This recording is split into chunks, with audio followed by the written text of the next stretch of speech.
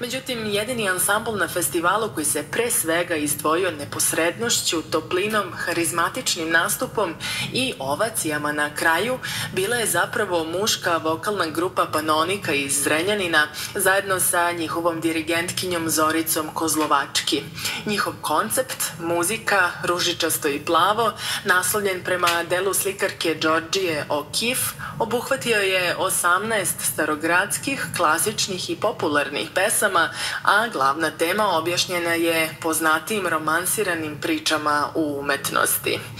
Ono što je zaista bilo zadivljujuće u vezi ove grupe jeste suptilnost njihovog izraza, posvećenost i okrenutost prema slušaocima, jednako kao pevačka umešnost i angažovanost. Kao naročito uspešne istakle su se interpretacije pesama Dušo moja, Branka Štarka,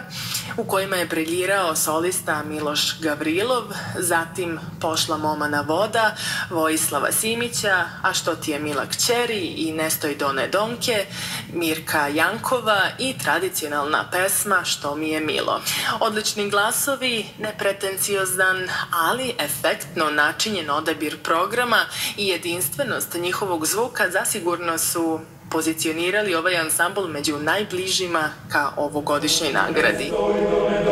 Ne gledaj me,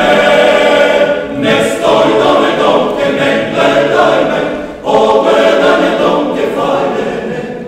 ne stoj da me domke, ne gledaj me, ogledane domke fajne, da dubi, dubi, dubi, da